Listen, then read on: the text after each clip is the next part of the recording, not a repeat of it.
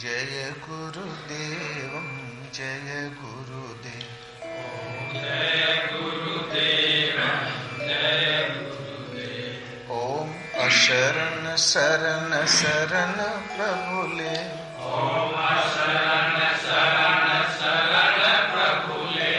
ओम जय गुरुदेव जय गुरुदेव। ओम जय गुरुदेव जय गुरुदेव। गुरु राखहि जो कोप विधाता गुरु राखहि जो कोप विधाता। गुरु रूठे नहीं को जग त्राता। गुरु रूठे नहीं को जग त्राता। गुरु के वचन प्रति तन जाई। गुरु के वचन प्रति तन जाई। सपने हूँ सुख मन सुख सिद्धि ताई। सपने हूँ सुख मन सुख सिद्धि ताई। ओम जय गुरुदेव जय गुरुदेव। ओम जय गुरुदेव जय गुरुदेव। मन क्रम वचन कपट तजी जब लगी जनु न तुम्हार। तब लगी सुख सपने नहीं किए कोटि उपचार। तुलसीदास जी का निर्णय है मन से आचरण से और वाणी से कपट का त्याग करके जब तक आपका जन नहीं हो जाता तब तक करोड़ों उपचार करने से भी सुख सपने में भी नहीं है। लेकिन हम भगवान को छोड़ के करोड़ों उपचार में लगे हुए हैं। मन कर्म वचन से कपट का त्याग करके जब तक आपका जन नहीं हो जाता तब तक सुख सपने नहीं। सपने में भी उसे सुख नहीं मिल सकता कि ये कोटि उपचार अन्य करोड़ों उपचार करें तब भी नहीं। लेकिन हम उपचार करते हैं करोड़ों। 33 करोड़ देवी देवता, 33 करोड़ नाम और हर देवता के अलग मंत्र और हर देवता के अलग पुजारी। या तो तुलसीदास कुछ भूल कर बैठे या हमने आज्ञा का उल्लंघन किया होगा। कहीं न कहीं भूल तो अवश्य है। भगवान ही एक ऐसी सत्ता सृष्टि में एक है, वो दो कभी हुआ ही नहीं। तो व्यापक एक ब्रह्म अविनाशी सतचेतन घन आनंद राशि। भला रहता कहाँ है अश प्रभु हृदय अछत अविकारी। सकल जीव जगदीन दुखारी। कण कण में व्याप्त है, एक है। भगवान एक से डेढ़ कभी हुआ ही नहीं। वो अपरिवर्तनशील है, अजर अमर है, काल से अतीत है, सर्वज्ञ है। और रहता कहाँ है? परम सत्य है। तो सत्य चेतन घन आनंद राशि। भला वो असीम आनंद की राशि वो परमात्मा प्रभु रहते कहाँ है? तो कहते हैं हृदय में। अस प्रभु हृदय अछत अविकारी। सकल जीव जगदीन दुखारी। ऐसा परमात्मा सबके हृदय में निवास करता है, अछत है। ऑपरेशन करो, कलेजा काट के अलग रख दो, वो बचा रहेगा, उसे क्षति नहीं पहुंचाया जा सकता। अविकारी, आप गधा घोड़ा कुकुर कुछ भी खाओ, कोई भी चाल चलो, वो दृष्टा के रूप में उससे लिपायमान नहीं होता। विकारों से अलग है, निर्लेप है, केवल दृष्टा के रूप में है। जब कभी किसी ने भटकते भटकते भगवान को पाया तो उस प्रभु को हृदय के अंदर ही पाया। पूर्व आपके पूर्व मनीषियों ने। भगवान कृष्ण कहते हैं ईश्वर सर्वभूतानां हृदय अर्जुन तिष्ठति। वो प्रभु सबके हृदय में निवास करता है और वो व्यापक है, एक है और कण कण में व्याप्त है। उसका निवास है जीव जगत में कण कण में व्याप्त। यदि दूसरा भी भगवान कदाचित पैदा हो भी गया तो रहेगा कहाँ? इस विधाता की सृष्टि में पहले से कण कण में व्याप्त होके है। दूसरा आएगा या तो ब्रह्मा कोई सृष्टि रचे ब्रह्मा भी उनकी नाभि से उत्पन्न रज कहां से देगा? इसलिए भगवान केवल एक उसी परम प्रभु की संतान हो कि ईश्वर अंश जीव अविनाशी, चेतन अमल सहज सुख राशि, उस परमात्मा के विशुद्ध अंश हो। वेदों का उद्घोष था कि अमृतस्य पुत्रः, तुम उस मृत्यु से परे अविनाशी अमृत तत्व के शुद्ध विशुद्ध पुत्र हो, अर्थात सब परमात्मा की संतान हो। भगवान ही एक ऐसा एक है और उनकी शरण मन कर्म वचन से गए बिना सपने में भी जीव विश्राम नहीं पाता। लेकिन हम सुनते हैं 60 करोड़ या कितने हिंदू हैं और 33 करोड़ देवता, और दो आदमी का एक संगठन, भला एकता भी नहीं हो सकती, समृद्धि भी नहीं आ सकती। एक समय था इसी भारतवर्ष में कि शिव बड़ा की राम, तलवारें चलती थी, सरजू का खून लाल हो गया, वो नदी का पानी लाल हो गया खून से। झगड़ा केवल इतना कि शिव बड़ा कि विष्णु, शाक्त बड़ा कि पुरुष पूजने वाला। ये बड़े भयंकर झगड़े।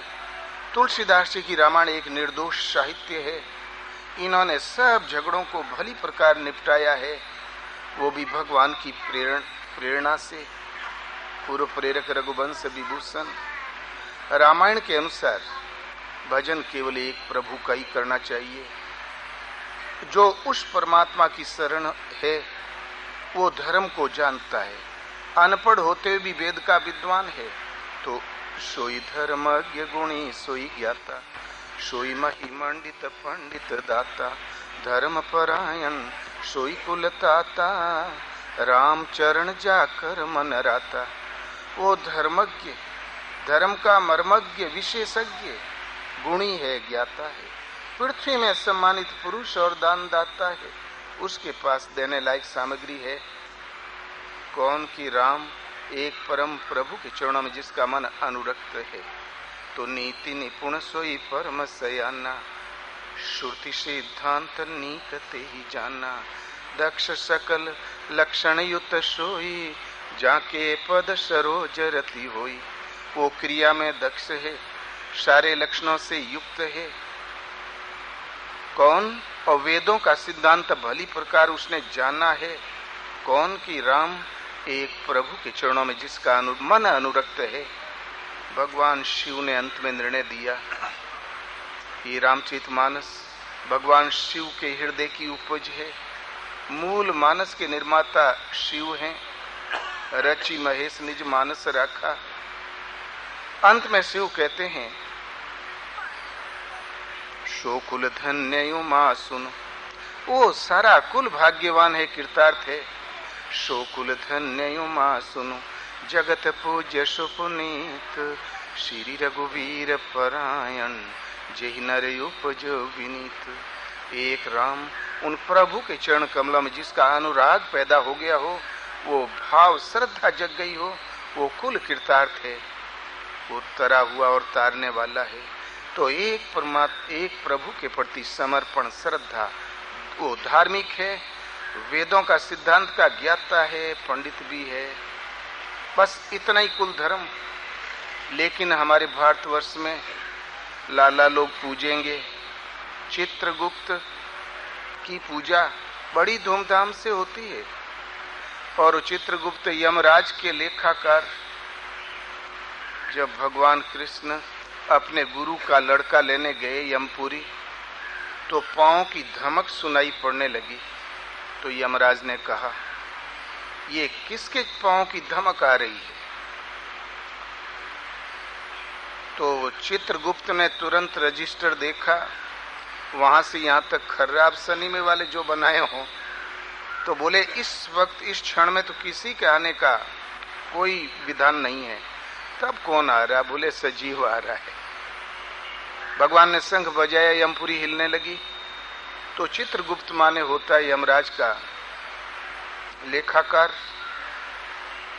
पता नहीं पूजा ही करके रावण के दरबार में वरुण कुबेर पवन धनुधारी, अग्नि काल यम सब अधिकारी, आयुष करें सकल भय बीता। आज्ञा पालन करते थे भयभीत होके।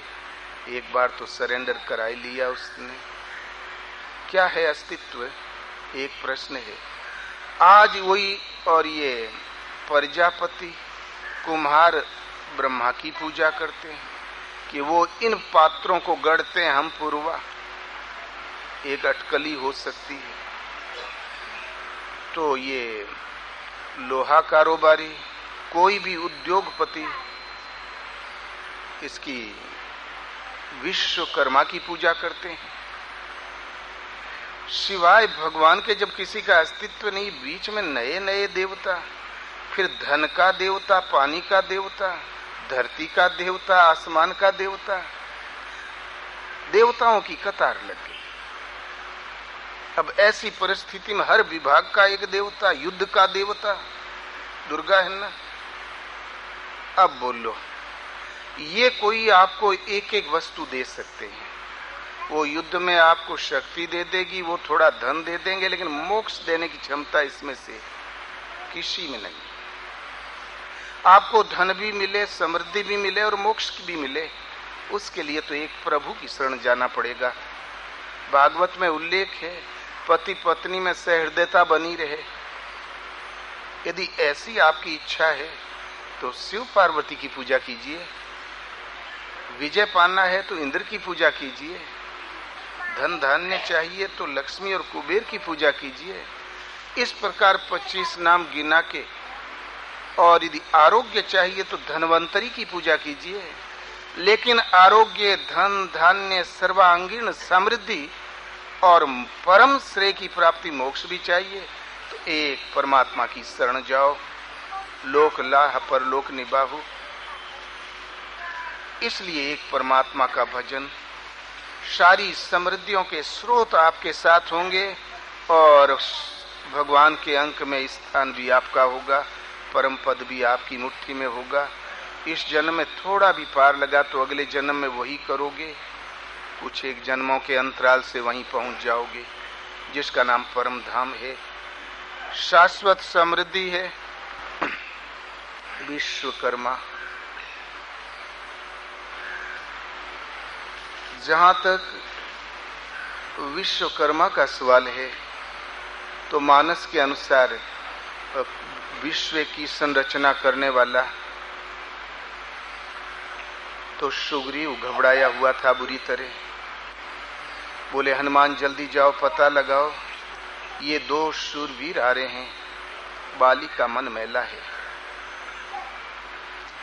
कहीं उसने न भेजे हो हमारी हत्या के लिए, तुम इशारा कर देना, मैं भाग जाऊंगा।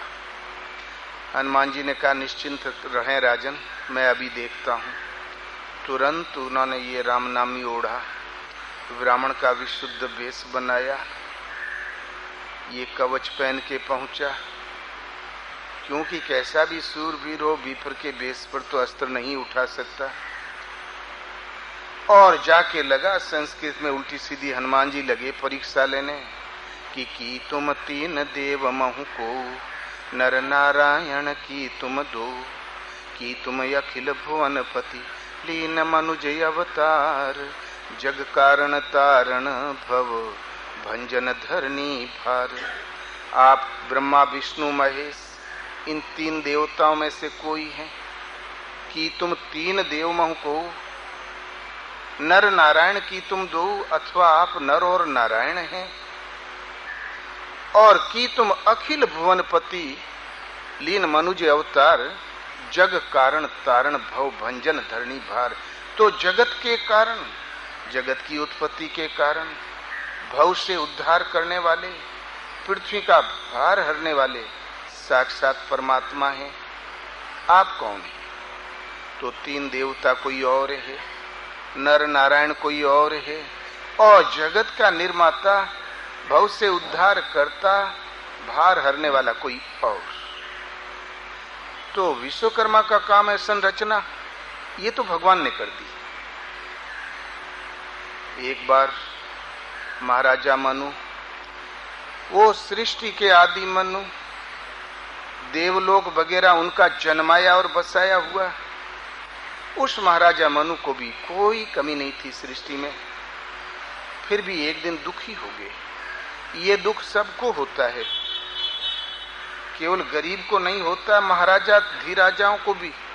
तो हृदय बहुत दुख लाग, जन्म गयो हरि भजन बिनु, हो ही न विषय विराग, भवन बसत भा चौथपन।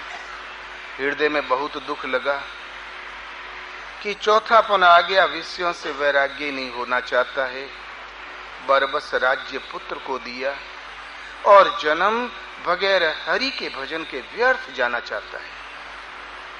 और बरबस राज्य सौंपा, कारभार सौंपा और सीधे गए नैमिषारण्य तपोभूमि। वहां ऋषियों से मिले, साधना का क्रम समझा और शांत एकांत में जब भजन में बैठे तो विचार किया कि विष्णु विरंची, मैं भजन किसका करने जा रहा हूं। तो विष्णु विरंची शंभु भगवाना, उपजई जासु अंश ते नाना। ऐसे हूँ प्रभु सेवक बसे हैं, भक्त हेतु लीला तनु गहें। जो यह बचन सत्य श्रुति भाखा, तो हमार पूजई अभिलाखा।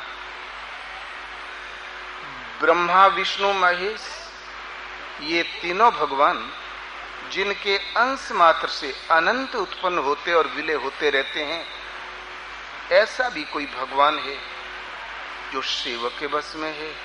यदि वेद का ही वाक्य सच है तो मेरी अभिलाषा अवश्य पूर्ण होंगी। और शांत एकांत भजन में लग गए। पूरा भारत या तो वैष्णु कहलाता, या सेव कहलाता, या ब्रह्मा का पुजारी, या शाक्त कहलाता है। लेकिन मनु महाराज ने भजन किया किसका? जिसके अंश से अनंत उत्पन्न होते हैं, विलय होते रहते हैं, अर्थात विश्व का निर्माता, प्रथम उत्पत्ति स्थिति संहार करता एक परमात्मा है। वो विश्व के रचयिता निर्माता है, व्यवस्थाकार है, परिवर्तन दाता है। हनुमान जब वही है भगवान विश्वकर्मा, माने विश्वकर्मा भगवान विश्व की संरचना और इसकी गतिविधि का देखरेख एक परमात्मा को संबोधित कर रहे हैं तुलसीदास। जब हनुमान लंका में पहुंच गया, लंका और रावण के वहां दरबार में उपस्थित हुआ, हाथ जोड़ के देवता लोग खड़े थे। हनुमान ने देखा उसका ऐश्वर्य कि नवों ग्रह वहां बंदी गृह में बंद थे और कर जोड़े सुर दिशित विनीता, बिरकुटी बिलोकत सकल सभीता। भयभीत होके खड़े थे। वरुण कुबेर पवन धनुधारी, अग्नि काल यम सब अधिकारी। आयसु करें सकल भयभीता, आई नवई नित चरण विनीता। विनीत भाव से चरणों में नमन किया करते थे। देवता वहां अनुकंपा करने नहीं गए थे, वो डंडा के जोर से गए थे। आयसु करें सकल भयभीता, वो मना रहे थे। भगवान से स्तुति किया, प्रभु रक्षा करो। बोले चिंता मत करो, मैं आऊंगा। भगवान का दूत हनुमान उन्हीं के बीच में अकेला खड़ा। रावण ने एड़ी से चोटी तक देखा हनुमान को। बोले क्यों रे दुष्ट मरकट, क्या तुमने मेरा नाम नहीं सुना? दशानन बोल, तुमने वाटिका उजाड़ी तो किसके बल से? अक्षय कुमार को मारा तो किसके बल से? क्या तुम्हें मृत्यु का भय नहीं है? मेरा सुयस कभी नहीं सुना क्या? तब हनुमान बोले, बोल किसके बल से? तो सुनो रावण ब्रह्मांड निकाया, पाई जासु बल वीर चति माया। यावन मात्र ब्रह्मांड को सूर्य चंद्रमा पृथ्वी पाताल जड़ चेतन स्थावर, अनंत ब्रह्मांड की संरचना जिनका बल पाकर माया रचा करती है। माया जिससे रचती है ना, वो काती और कारखाना सब भगवान की देन। तो पाई जासु बल, वो मटेरियल भगवान देते हैं। पाई जासु बल विरचती माया, जासु बल विरंची हरि ईसा। पालई सिरजई हरई दस सीसा। जिसका बल पाके विधाता संरचना करते हैं उन्हीं का बल पाके विष्णु पालन करते हैं, रुद्र संहार करते हैं। जासु बल लवलेश ते जितेऊ चराचर झारी, तासु दूत में जा करी हरियाने प्रिय नारी। जिसका लवलेश बल पाके तुमने चराचर जगत को जीत लिया है, मैं उन्हीं परम प्रभु का दूत हूं जिनकी तुम प्रिय भारिया को हर लाया है। तो माया में कहां हैसियत? माया खल नर्तकी बिचारी, वो बेचारी नाचने वाली नटनी मात्र। वो तो कारखाने का एक वो हो सकता है, वो मैनेजर हो, इसके आगे कुछ नहीं। माया जिसका बल पाके संरचना करती है, ब्रह्मा विष्णु जिनका बल पाके उत्पत्ति स्थिति संहार, जिसका बल पाके शेषनाग पृथ्वी थामते हैं, जिनका लेस मात्र बल पाके तू इतरा के घूम रहा है, मैं उन्हीं परम प्रभु का दूत हूं। तो विश्व को किसने रचाया, किसने बनाया? विश्व में परिवर्तन नवीन गढ़न किसने दी? प्रभु ने। तो मूर्ति चाहे जो बना लो, पूजा तो भगवान की ही है, इसको कभी नहीं भूलना चाहिए। शास्त्रों में, ये पुराणों में विश्वकर्मा के उल्लेख मिलते हैं कि एक बार इंद्रप्रस्थ बनाना हुआ तो विश्वकर्मा था मैदानव, उसने वह इंद्रप्रस्थ बनाया, दुर्योधन वगैरह मुग्ध हो गए उसमें, फिर जुआ हुआ। हनुमान जी ने लंका दहन कर दिया, एकदम सारा सोना मिट्टी का ढेर होकर गिर पड़ा। 2 दिन में विश्वकर्मा ने ठीक कर दिया। वैसे ही दमकने लगी लंका। वो था रावण का ससुर मैदानव। भगवान कृष्ण की द्वारका विश्वकर्मा ने बना दिया। ये संभवतः देवता रहे हों। रास्ते में हमसे एक सज्जन पूछ रहे थे, महाराज विश्वकर्मा असुर रहा कि देवता? तो हम बोले भैया हमें तो दोनों दिखाई दे रहे हैं, वो भी विश्वकर्मा ये भी विश्वकर्मा। दानव हो चाहे देवता है तो सगे भाई, एक बाप के बेटे, दीति अदिति की संतानें, थोड़ा थोड़ा अंतर है। और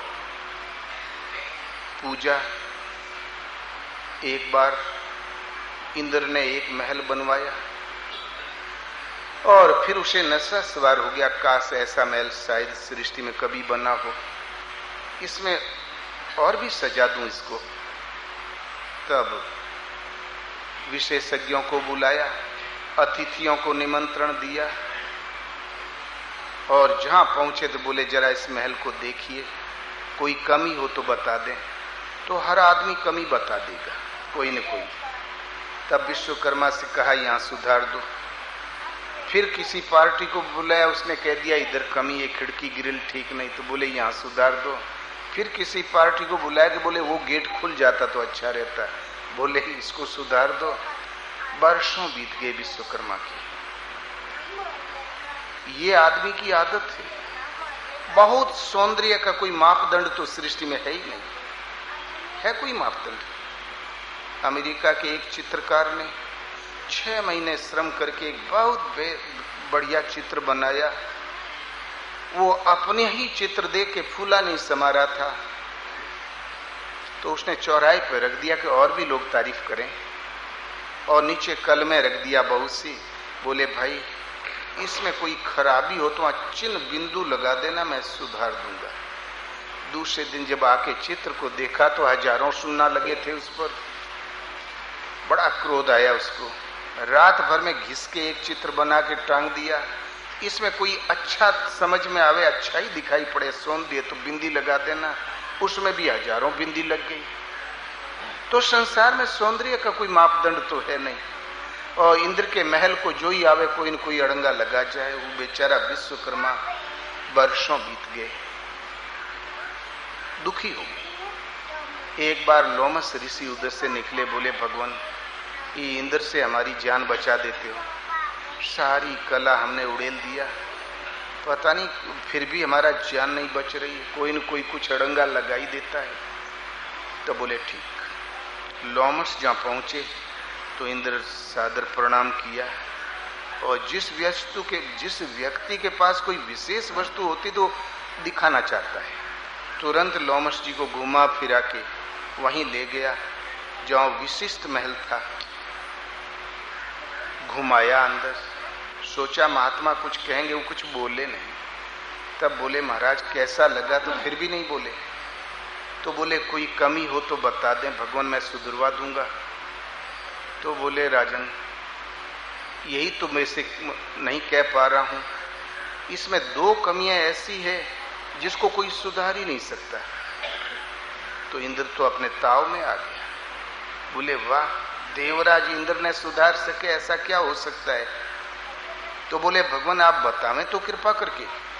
तो बोले एक कमी तो ये है कि एक दिन ये गिर जाएगा, और दूसरी कमी ये है कि इसको बनाने वाला इसमें रह ही नहीं पाएगा, चला जाएगा।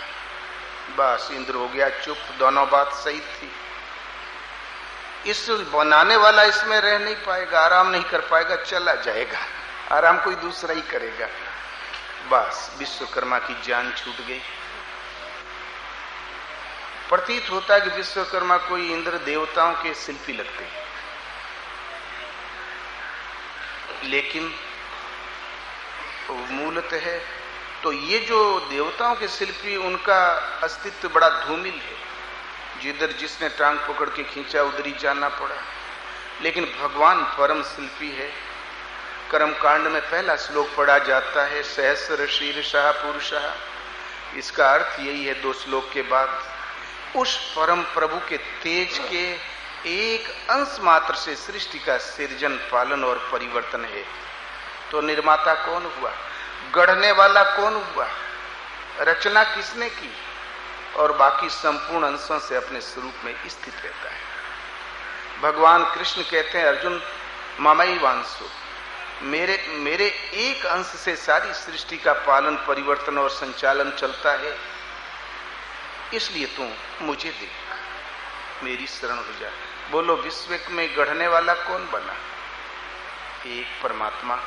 नाम चाहे जो हो, हम पूजा उन्हीं की करते हैं। एक बार शस्त्र पूजा हो रही थी, एक परमात्मा की, अलग से कोई देवता नहीं। शस्त्र पूजा अर्जुन से भीष्म ने कहा कल शस्त्र पूजा होगी। अर्जुन उस टाइम बहुत छोटा था। अर्जुन ने कहा पितामह, शस्त्र कोई भगवान है जो पूजा होगी? बोले अरे पगले, शस्त्र भगवान नहीं है, पूजा तो भगवान की ही होगी। इसलिए कि शस्त्र में प्रभु हमें बरकत दें, कुशलता प्रदान करें, हम उत्तीर्ण हो जाएं।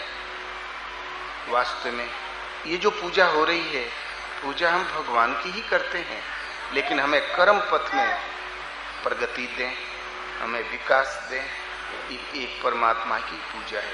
शास्त्रों के अनुसार विश्वकर्मा केवल भगवान है और कुछ नहीं। जोड़ी नाल उठाते हैं तो पहले गोड़ ले पड़ते हैं, तो क्या उस पत्थरे का ले पड़ते हैं?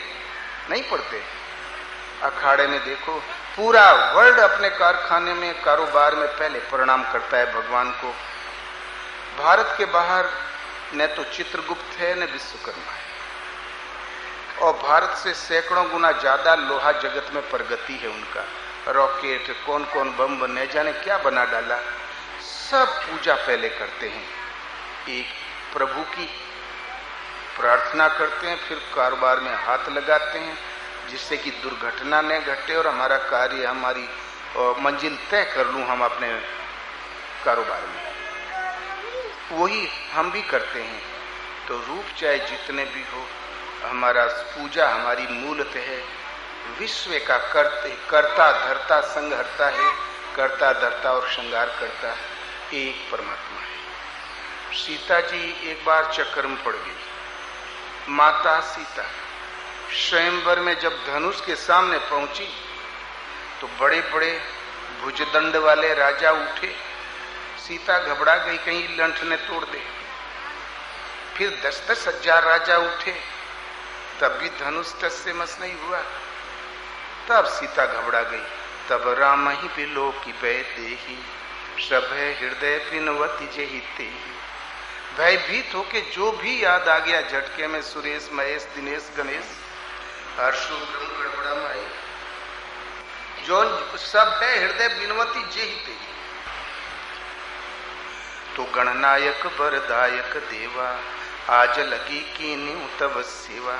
बार बार विनती सुनी मोरी, करौ चाप गरुताय अति थोड़ी। हे गणनायक, हमारी विनय सुने, राम के पहुंचते ही धनुष हल्का कर दे। फिर शंकर जी से आराधना किया, हे भोलेनाथ, आप मेरी से पुकार स्वीकार करें, धनुष को हल्का कर दें।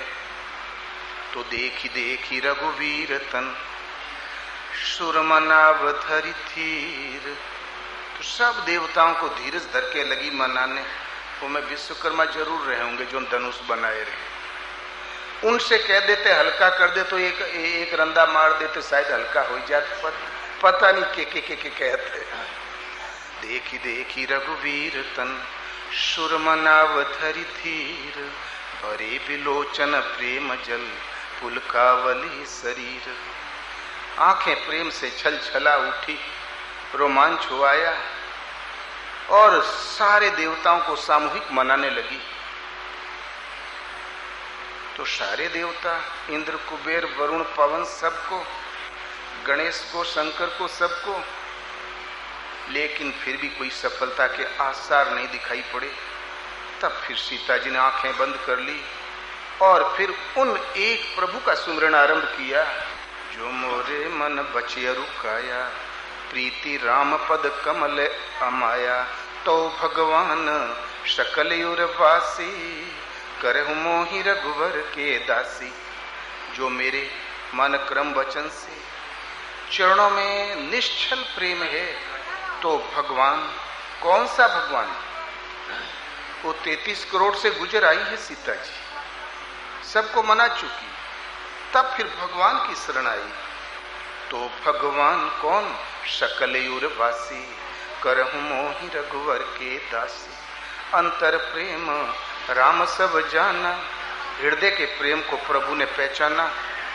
अब मुझे पुकार रही है। तुरंत ते क्षण मध्य राम धनु तोड़ा। उसी क्षण के मध्य में इधर पुकार और जिस क्षण में पुकार हुई उसी क्षण में धनुष टूट गया। वास्तव में भगवान की सेवा में देर नहीं लगती। हमारी सीढ़ी है, श्रेणियां हैं, एकदम देव पूजा निरर्थक नहीं है। फिर बताएंगे क्यों और कैसे। इसलिए फिर भगवान की शरण गई, तुरंत सीता को सफलता मिल गई। और पहले जो जो याद आया जेहित ही बजने लगी। फिर धीरज धर के देवता पूजने लगी। कोई सफलता के आसार नहीं दिखाई पड़े। आंख बंद के जो तो भगवान सकल उर्वासी, उस परमात्मा का सुमरण किया जिसका कि करना चाहिए। बार बार मानस में जिसके करने के लिए आदेश से सफलता मिल गई सीता जी को। तो हमारी परंपराओं में ये है। उस परंपरा में सीता भी थी, परंपराओं से गुजरी, लेकिन सफलता तब मिली जब वो सकल उर्वासी एक प्रभु की शरण में।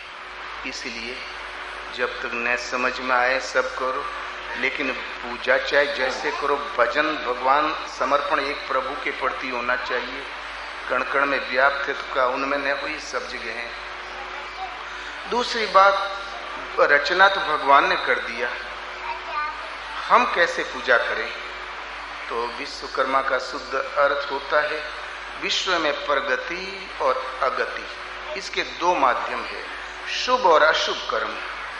तो कर्म प्रधान विश्व रचि राखा, जो जस करे सो तस फल चाखा। कर्म प्रधान है संसार में, इसने विश्व की रचना कर रखी। अब तक तो रचना भगवान ने की थी, अब कर्म ने कर रखी। जो कर्म हमारे हिस्से में पड़ा है, जो जिस पर हमारा अधिकार है, उसको करो। और विश्व में चाहे प्रगति की मंजिल छू दो, चाहे अगति के गर्त में चले जाओ। भगवान राम ने तो कर्म प्रधान विश्व रचि राखा। कर्म प्रधान है, इसने विश्व की संरचना कर रखी है। विश्वकर्मा, विश्व में कुछ पाना है तो कर्म करो, और जो जस करे सो तस फल चाखा, जैसा कर्म करो वैसा फल भोगो। लेकिन इनमें सर्वश्रेष्ठ कर्म है हरि का सुमिरन। उसका फल विपरीत भोग नहीं मिलेगा, बल्कि जो चाहोगे वो समृद्धि मिलेगी। भगवान राम का अभिषेक हो चुका था, रावण मारा जा चुका था, शांति की लहर दौड़ गई थी। तब भगवान ने एक बार सभा बुलाई, तो एक बार रघुनाथ बुलाए, गुरु द्विज पुरवासी सब आए। गुरु आए, द्विज आए, सारा जनपद एकत्रित हो गया। तो सुनऊ सकल पुरजन मम बानी, कहूं न कछु ममता उरियानी। सारे जनपद के निवासियों मेरी बात सुनो, मैं कोई ममता लाके नहीं कहता। जो अनीति कछु भाखों भाई, तो मोहि बर ज्यों भय विसराई। मुझे मना कर देना, मैं मान जाऊंगा। तो भला कहा क्या कि बड़े भाग्यमान सतन पावा, सुर दुर्लभ सद ग्रंथ निगावा। ये देवताओं को दुर्लभ है। देवताओं की अपेक्षा एक चीज आपके पास ज्यादा है। क्यों? देव योनि में पुण्यों के फलस्वरूप भोग तो भोग सकते हैं, पुण्य क्षीण हो जाने पर वहीं आके गिर भी जाएंगे। क्षीणे पुण्य मृत लोकम विसंति, तेतम भुक्त्वा स्वर्गीय लोकम विशालम। किंतु नवीन साधना करके ऊपर अपने परमात्मा स्वरूप तक को नहीं पहुंच सकते, प्राप्त नहीं कर सकते। ये क्षमता है तो केवल मनुष्य शरीर में। इसलिए सुर दुर्लभ सद ग्रंथ निगावा। देवता भी आशावान है इस मानव शरीर के। भला क्या विशेषता इसमें? तो साधन धाम मोक्ष कर द्वारा, पाइन जे पर लोक समारा। ये साधन का धाम है, मुक्ति का दरवाजा है। साधन माने आटा दाल रोटी जुटाना नहीं, वह साधन जो तुमको मुक्ति पर्यंत दूरी तय करा दे। श्रद्धा है, समर्पण है, विवेक है, वैराग्य है, जो भगवत प्राप्ति में चाहिए वो सब भगवान ने इसमें फिट करके भेजा है। तो साधन धाम मोक्ष कर द्वारा, पाई न जे पर लोक समारा। ऐसे दुर्लभ शरीर को पाकर जिसने निजी परलोक नहीं संवार लिया, सो परत्र दुख पावई, सिर धुनि धुनि पछताई। कालहि कर्महि ईश्वर ही, मिथ्या दोष लगाई। वो जन्मांतरों में दुख पाता है, सिर धुन धुन के पछताता है। काल कर्म ईश्वर को व्यर्थ दोष देता है। मनुष्य के पास 2-3 बहाने हैं। समय अनुकूल नहीं है, थोड़ा लड़कुआ कारोबार संभाल दे तो फिर भजन करूंगा, होता है ना। मामा कह रहे थे कि हम भजन करेंगे, लेकिन अब नाम ही नहीं ले रहे हैं। और कर्म हमारे भाग्य में नहीं लिखा, कर्म को दोष देना। करता धरता भगवान है, वो कराते ही नहीं, ईश्वर को दोष देना। किंतु परमात्मा राम स्वयं कहते हैं, काल ही कर्म ही ईश्वर ही, मिथ्या दोष लगाए, व्यर्थ दोष लगाता है। दुर्लभ मानव तन प्राप्त अपना निजी परलोक नहीं संवार लेता तो काल कर्म ईश्वर को व्यर्थ दोष देता है। अर्थात मनुष्य कर्मों का रचयिता है। कर्म करके वो परम परलोक भी संवार सकता है और अपने को गिरा भी सकता है। गिराने के लिए कुछ करना नहीं पड़ता, खाली भजन मत करो गिरे गिराए। परलोक सुधारना पड़ेगा। मनुष्य कितना कमा लेगा? अधिक से अधिक पराकाष्ठा है कमाई की स्वर्ग में ऐश्वर्य। तो यही तन कर फल विषय न भाई, स्वर्गों स्वल्प अंत दुखदाई। इस शरीर का फल केवल विषय भोग नहीं, विषय भोग में कितना जुटा लोगे? स्वर्ग में ऐश्वर्य, स्वर्ग भी स्वल्प है और परिणाम में दुखदाई है। आज है तो कल चला जाएगा। भगवान कृष्ण कहते हैं, मुझे भजकर लोग स्वर्ग की कामना करते हैं, मैं देता हूं। तेतम भुक्त्वा स्वर्ग लोकम विशालम, विशाल स्वर्ग लोक का उपभोग करते हैं। इंद्र पद को सुशोभित करते हैं, सुशोभित, किंतु क्षीणे पुण्य मृतलोकम विशंति। पुण्य जहां क्षीण हुआ, पॉकेट खर्च घटा तो फिर 5 स्टार छोड़ो, मृतलोक में आके गिरना पड़ता। हम बैठे थे स्वर्ग में, स्वर्ग खिसक गया हमारे नीचे से, दुख नहीं तो क्या है। इसलिए स्वर्ग भी स्वल्प है, बहुत थोड़ा अल्प है और अंत दुखदायी, परिणाम में आपके लिए दुख का आरक्षण है। इसलिए भजन के द्वारा हम अपने परलोक को संवार सकते हैं। भगवान ने अंतिम छोर में कहा, जो परलोक यहाँ सुख चेहु, सुनि मम वचन हृदय दृढ़ गेहु, सुलभ सुखद मार्ग यह भाई, भक्ति मोरी पुराण श्रुति गाई। जो परलोक चाहते हो, परम श्रेय चाहते हो, हरि का पद चाहते हो, अथवा यहीं सुख और समृद्धि चाहते हो, दूध पूत से गहगढ़ चाहते हो, तो मेरे वचन को ध्यान से सुनो और हृदय में दृढ़ता से धारण कर लो। डायरी में लिख के मत रखो। हृदय में धारण का अर्थ होता है सदा याद बनी रहे। भला है क्या? तो सुलभ सुखद मार्ग ये है भाई, भक्ति मोरी पुराण श्रुति गाई। सबके लिए सुलभ, सबके लिए सुखदाई केवल एक ही मार्ग है, मेरी भक्ति। यही श्रुतियों ने गाया है। सीता जी बाजू में बैठी थी, उनकी भक्ति नहीं कहा। हनुमान भी चंवर लेके बैठे थे, उनकी भक्ति नहीं कहा, मेरी भक्ति। यही श्रुतियों ने गाया है। यहां समृद्धि चाहते हो तो मेरी भक्ति, परम धाम चाहते हो तो मेरी भक्ति। सबके लिए सुलभ सुखदाई केवल एक ही मार्ग है, मेरी भक्ति। तो भजन एक परमात्मा का ही करना चाहिए। ये मानस का संपूर्ण सत्य इतना ही है। तो अनंत योनियां भोग भोगने के लिए है। मनुष्य कर्मों का निर्माता है। कर्मानुबंधिनी मनुष्य लोके, मनुष्य योनि में कर्मों के अनुसार बंधन तैयार होता है। आपके कर्म में कुछ नहीं लिखा है, सब कुछ लिख जाएगा। कर्म एक ऐसा यंत्र है जिसके द्वारा आप भगवान को भी प्राप्त कर सकोगे। भगवान कहते हैं अपना परलोक संवारो, नहीं संवारता अपनी आत्मा का हत्यारा है। सिर धुन के पछताता है, कालक्रम ईश्वर को व्यर्थ दोष देता है, अर्थात हमें करना है। भगवान बुद्ध गंगा किनारे टहल रहे थे। एक ज्योतिषाचार्य उधर से निकले तो पद चिन्ह देखा तो बैठ के किताबों का बंडल खोला, लगे उस पद चिन्ह का विश्लेषण करने। तब उन्हें पता चला ये चक्रवर्ती एक सम्राट का चरण चिन्ह है। लगता है ज्योतिष झूठ है। चक्रवर्ती है तो फटे हाल नंगे पांव क्यों घूम रहा है? कहां गया चंवर छत्र और वो ऐश्वर्य? लगता है ज्योतिष झूठ है। किताबों का बंडल गंगा में प्रवाह करने चला। इतने में उससे याद आया कि पद चिन्ह तो ताजा है, वो सज्जन यहीं कहीं होंगे, देख तो लूं भला है कौन। तब थोड़ा दाहिने बाएं ढूंढा। एक पीपल वृक्ष के नीचे ध्यानस्थ बुद्ध बैठे थे पद्मासन से।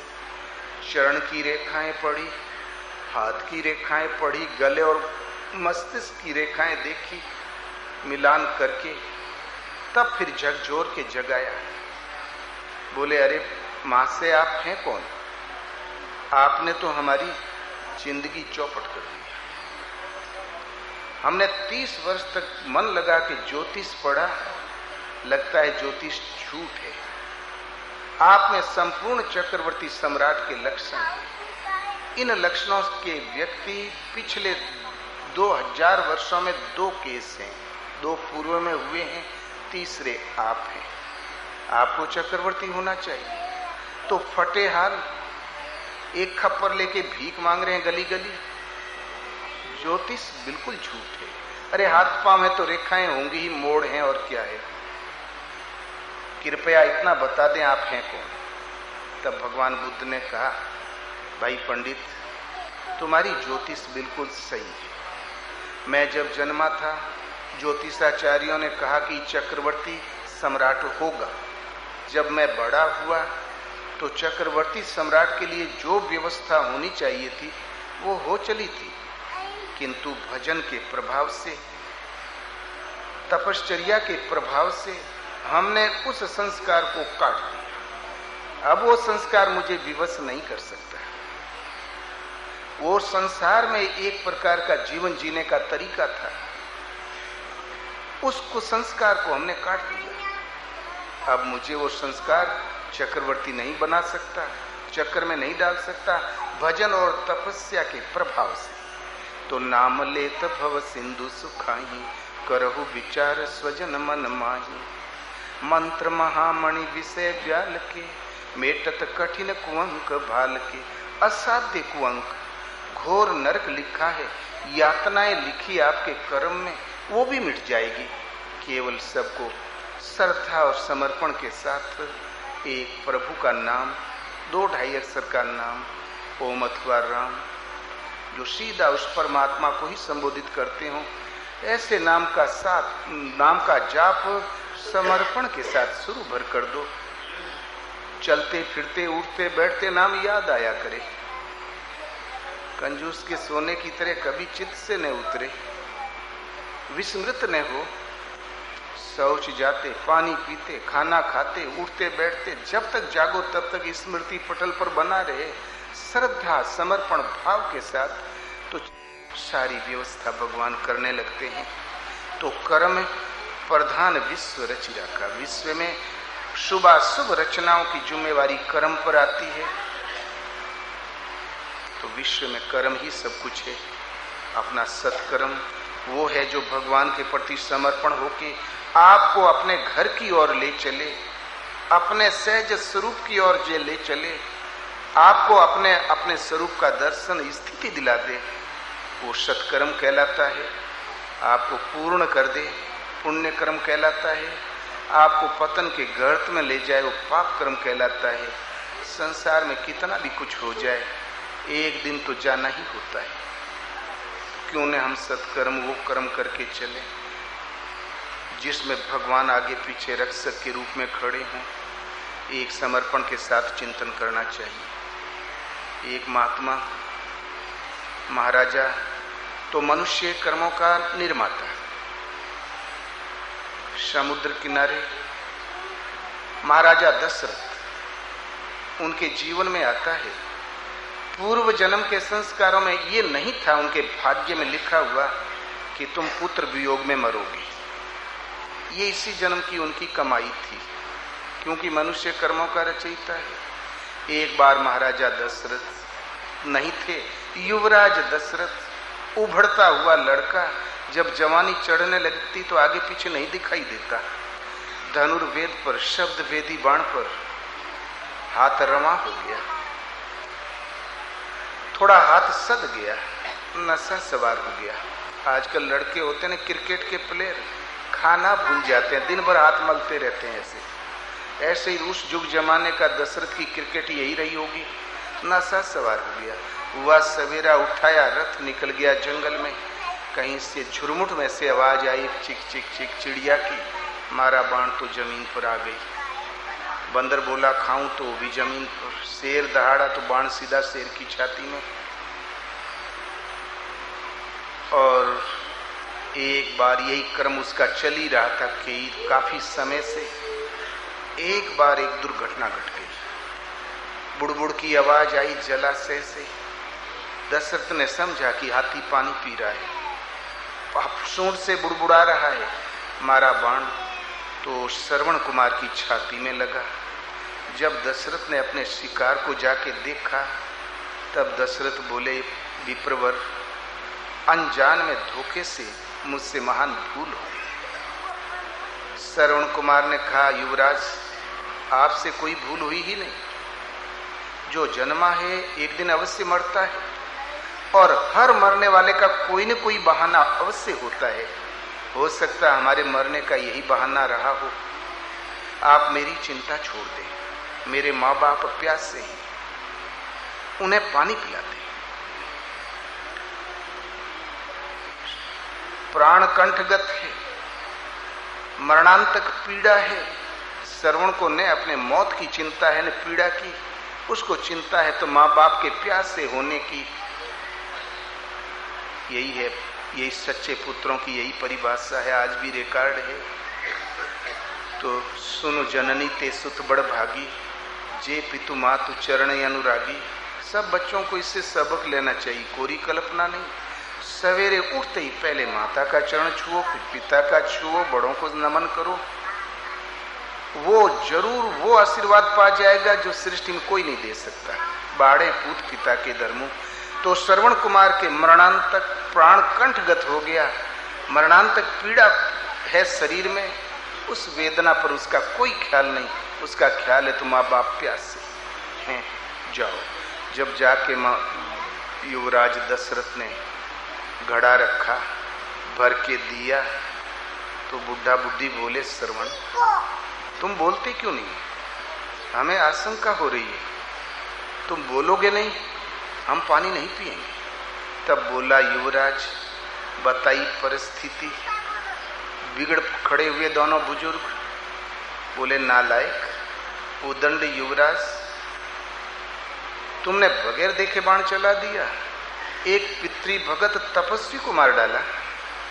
जाओ, जैसे पुत्र वियोग में तड़प के हम मर रहे हैं, तुम भी मरोगे, तड़प तड़प के मरोगे। जाओ। एक आशीर्वाद दिया, चले गए।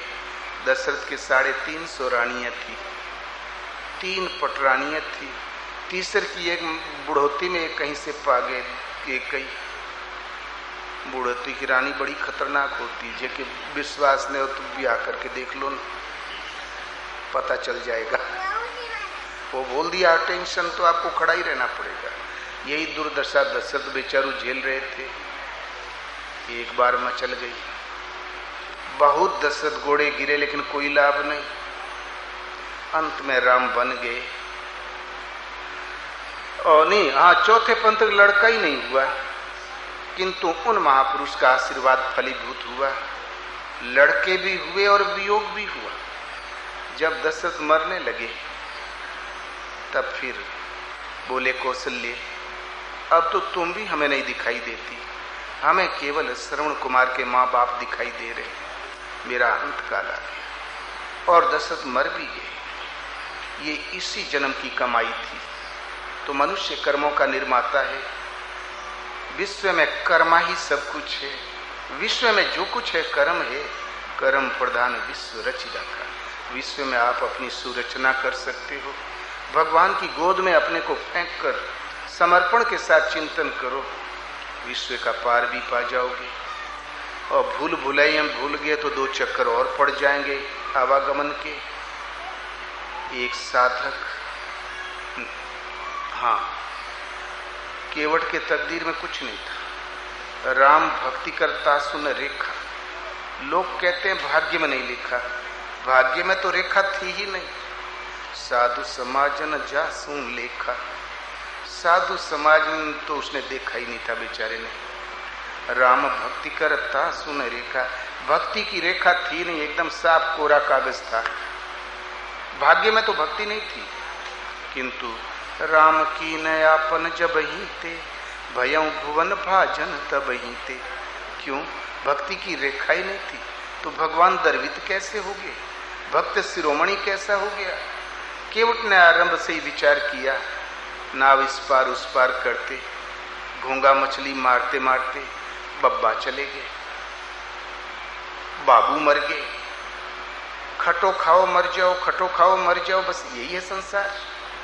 वो विचार करने लगा, उसकी समझ में आया कि लाइन भक्ति की सच है। वो भगवान के वियोग में नाव चलाना भूल गया। एक दिन भगवान को रास्ता बदल के आना पड़ा। गले से लगाया तो राम की नयापन जब ही ते भयं भुवन भाजन तब ही ते। त्रिलोकी में कोई पवित्र पुरुष था तो वे केवट, जिसकी छाछ छू लेने पर भी स्नान करते थे लोग किसी गरीब को अपनाते थे, कहते हैं तू हमारा वहां बैठ। लेकिन भगवान ने ऐसा नहीं किया। तुम मम प्रिय भरत सम भ्राता तात रहे हूं पुरे आवत जाता। हमारा घर तुम्हारा घर है, आते जाते रहना। घर का दरवाजा खोल दिया, तुम मुझे उतने ही प्रिय हो जितना भाई भरत। और केवट का आसन वहीं लगता था जहां भरत का लगता था, बराबर की कुर्सी पर।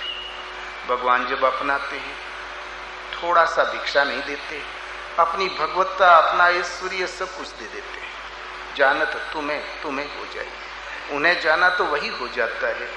वो थोड़ा सा नहीं देते, सेवक को अपने समानांतर स्थिति दे देते हैं कि उठ पा गया।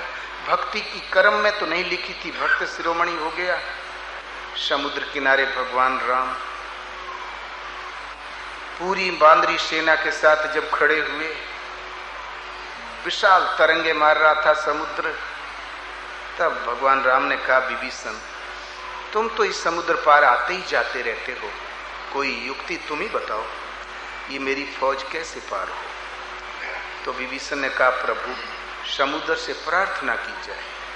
भगवान ने उसकी चटाई बिछाया और प्रार्थना में बैठ गए। लक्ष्मण भड़क गया तो मंत्रण यह लक्ष्मण मन भावा, राम बचन सुनी अति दुख पावा। ये बहुत दुखी हुआ लक्ष्मण, अति दुख पावा, और बिगड़ खड़ा हुआ। बोले, अरे अच्छे सलाहकार मिल गए आपको। कादर मन करे एक सहारा, देव देवयाल से पुकारा। कायरों के मन का एक ढाढ़स है, कायरों के मन की, बुज़दिलों के मन की एक बैसाखी है। दैव है, भाग्य है, होनहार है, तकदीर है। देव का कौन भरोसा, नाथ देव कर कौन भरोसा, सोखिए सिंधु करिए मन रोषा। देव का कौन भरोसा, देव जानते हो, भाग्य, तकदीर, होनहार, संस्कार, प्रारब्ध, इस मुकद्दर का कौन भरोसा। कदाचित देव में नहीं लिखा है तो हाथ जोड़ने से लिख जाएगा क्या। ये तो कायरों के मन की एक बैसाखी है, ढाढ़स है। समुद्र को सुखा दीजिए, धनुष उठाइए। भगवान ने कहा, लक्ष्मण ऐसा ही होगा, हमें जरा नीति का पालन कर लेने दो। 3 दिन नीति का पालन किया और चौथे दिन बोले, लक्ष्मण धनुष तो लाओ। जहां बाण अनुसंधान किया तो समुद्र एक स्वरूप धारण करके सामने खड़ा हो गया। बोले, प्रभु मर्यादा तो आपकी बनाई हुई है, मैं अवश्य सूख जाऊंगा। आप ऐसा करें, आपके इस बांदरी सेना में 2 युवक ऐसे हैं, नल और नील, ये हैं विश्वकर्मा के बेटे। ये जहां पत्थर रख देंगे, तिनके छुए गिरी भारे, तरई सिंधु पर ताप तुम्हारे। इनके छूने से भारी पहाड़ छू दें तो तैरने लगेगा बस। और पुल पार हो जाए प्रभु, आप पार हो जाएं। जब तक सृष्टि रहे, अनंत काल तक लोग पार होते रहें। रामेश्वरम का पुल तो आज नहीं है, और आशीर्वाद दिया था कि अनंत काल तक। वास्तव में संसार ही एक समुद्र है। नाथ नाम तब से तू नर चढ़ भव सागर तरही, सुनहु भानुकुल के तू। और जामवंत कर जोरी करे। संसार एक समुद्र है, भव सिंधु अगाध पड़े नरते, पद पंकज प्रेमन जे करते। संसार समुद्र है जिसमें नाम ही सेतु है। सेतु श्रेणी वाला नाम का उतार चढ़ाव श्वास पर है। तो जे रामेश्वर दर्शन करही, स्वर माने आपकी श्वास। भगवान के चिंतन में जो स्वर का निरोध कर लेगा, श्वास को अचल स्थिर खड़ी कर देगा, इसमें उठने वाले संकल्प विकल्प की लहर जिस क्षण शांत हुई, स्वर विदित स्थिर हुआ, यही रामेश्वर दर्शन। इस निरोध के साथ ही जो आड़ में छिपी सत्ता, उसी का नाम है राम। तो जे रामेश्वर दर्शन करे, बिनु प्रयास भव सागर तरही। साधना पूरी हो गई, प्रयास पूर्ण हुआ, स्वर निरोध हुआ, आगे प्रयास खत्म, बिनु प्रयास भव सागर तरही। भगवान उस टाइम अपनी जानकारी देंगे, उसका नाम है ज्ञान। तो जे गंगा जल आनी चढ़ाई, तेसा योज्य मुक्ति नर पाई। उस वक्त भगवान जो अपनी अनुभूति देंगे, उस प्रत्यक्ष जानकारी का नाम है ज्ञान, अनुभूति। तो गंगा जमुना खूब नहाने गया न मन का मैल, 8 पहर जूझती ही बीता जस कोलू का बैल। चुलिया काहे न धुलाई। गंगा गलत नहीं है, स्नान तो नियमित करना चाहिए। हमारा मैल धुलेगा, पुण्य की वृद्धि होगी, लेकिन पूर्णतया हम आज धुल गया तो कल फिर हम मैल चढ़ा लेंगे, फिर पाप कर लेंगे। इटवा गंगा किनारे है, रोज ओही में शौच जाया करते हैं, ओही में नहाते हैं, लेकिन लाठी रोजे बजत है। मैल तो धो लेते हैं, लेकिन फिर मैल पैदा कर लेते हैं। लेकिन ज्ञान एक ऐसी गंगा है, नहीं ज्ञाने न सदृशम पवित्र मीह विद्यते तत्स्वयं योग संसिद्ध काले न आत्मनि विन्दति। अर्जुन, ज्ञान के समान निस्संदेह पवित्र करने वाला कुछ भी नहीं है सृष्टि में। तो ज्ञान को हम पावे कहाँ? तत्स्वयं, उसको तू खुद योग संसिद्ध काले, योग के आरंभ में नहीं, योग के मध्य में नहीं, योग की परिपक्व अवस्था काल में आत्मनि विन्दति, तुम हृदय देश में उसे जानोगे, प्राप्त कर लोगे। तो स्वर निरोध के साथ भगवान के दर्शन और जो अनुभूति मिलती है, जानकारी, उसी का नाम ज्ञान है। वो अलग थे, हम अलग थे, तो हमने जाना, वो जानने में आए, लेकिन जानत तुम ही हो ही जाए। उन्हीं में जब विलय हो गया, यही है गंगा जल का चढ़ाना। हम अलग होते तो हम जानकारी को संजो कर रखते, उसी में मिल गए तो कौन जानकारी रखे, किसकी रखे। देखते देखते क्या से क्या हो गया, अगर खुद ही गुम हुई तो खुदा हो गया। हर महापुरुषों ने निर्णय एक ही दिया है, अब वाले बेचारे खाने पीने में उलझ गए, नहीं समझ पाते। देखते देख नुक्ता ऊपर नुक्ता नीचे, अब लंबा नहीं करेंगे, शॉर्ट ही ठीक है। तो आप संसार समुद्र है, ब्रह्म आचरण वही प्रवृत्ति बांदरी सेना है, भगवान उसके संरक्षक है, अनुभवों के द्वारा सदा साथ है। नल और नील, नाम और नियम। नाम को जब नियमित रूप हम दे देते हैं तो भव सागर पर तैराने वाला हो जाता है। आपका हर संकल्प संसार की अभिवृद्धि करने वाला है, डुबाने वाला है। किंतु नाम जब नियमित रूप ले लेता है तो हर संकल्प भगवान के नाम से ओतप्रोत निकलती है, हर श्वास से ओतप्रोत निकलती है। तो नाथ नाम तब से तो, अर्थात हर हालत में नाम को इतना जाप करो जो नियमित रूप ले ले, नियमित श्वास में प्रवाहित हो जा। जहां स्वर निरोध की स्थिति आई तो सेतु तैयार, आप पार हो।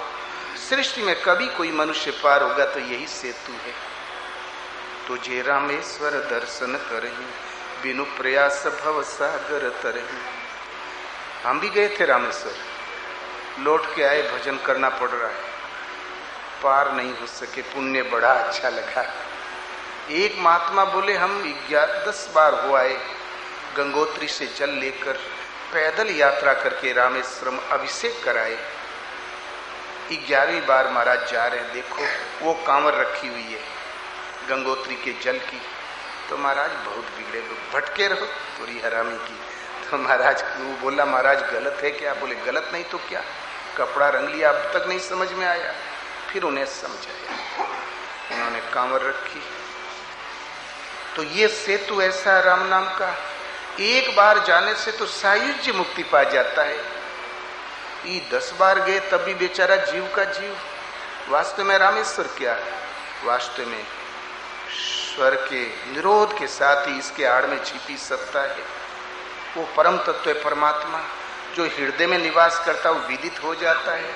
उसकी प्रत्यक्ष जानकारी का नाम ज्ञान है। नाम ही सेतु है, नल और नील। हर संकल्प आपका भले बुरे पता नहीं क्या आ रहे हैं, नाम जब नियमित रूप ले लेगा श्वास में तो उस टाइम हर संकल्प इष्ट से ओतप्रोत प्रवाहित होगा, सेतु बन जाएगा, संसार श्वास में रही नहीं जाएगा। भगवान आगे का हालचाल खुद संभाल लेंगे उंगली पकड़ के। जहाँ भगत मेरो पग धरे तहाँ धरू मैं हाथ, पाछा लागा सदा रहूं कबहु न छाड़ू साथ। एक संत थे, एक महात्मा, भगवान ने कहा इसलिए विश्वकर्मा का अर्थ होता है विश्व में यदि मानव तन मिला है तो आपका कर्म ही आपका क्षेत्र है। कर्म करते समय पूजा करो, पूजा विश्व के निर्माता की करो और उनके आदेश का पालन करो। कि जैसे नरतन भव बारिद कहूँ बेरो, सन्मुख मरुते अनुग्रह मेरो। कर्णधार सदगुरु दृढ़ नावा, दुर्लभ साच सुलभ करी पावा। मनुष्य शरीर भव सागर से पार होने के लिए जहाज है, उपाय है। मेरी अनुकूलता अनुकूल वायु है, सदगुरु ही केवट है, कर्णधार है। ये साज दुर्लभ है, मानव तन, भगवान की अनुकूलता, सदगुरु की प्राप्ति। तो दुर्लभ साज सुलभ करी पावा, जो न तरे भव सागर, नर समाज यस पाई। सुकृत निंदक मंदमती, आत्मा हन गति जाए। ऐसे दुर्लभ मानव तन को पाकर जो भवसागर नहीं तर जाता, वो कीर्तनिंदक करने से कतराता है, कल पर टालता है, मंदमती बुद्धि का बड़ा हल्का है और अपनी आत्मा का हत्यारा है। बस, अर्थात मनुष्य कर्मों का रचयिता है। शुभ कर्म करके आप वहां पहुंच सकते हो जो अविनाशी पद भगवान का धाम है। वो आप ही का छिपा हुआ स्वरूप है, आपका निजी अनंत जीवन और शाश्वत शांति का पद है। फिर कमाना नहीं पड़ेगा, रहेगा माल पानी। और दूसरी तरफ भवाटवी है, अपार संस्कृति का भ्रमण। इसलिए मनुष्य कर्मों का निर्माता है। कदाचित मनुष्य शरीर उपलब्ध हुआ, हम नहीं कर सके, आत्मा हन गति जाए। अपनी आत्मा का हत्यारा वो स्वयं है, वो हिंसक है। बोलो श्री गुरुदेव भगवान की जय।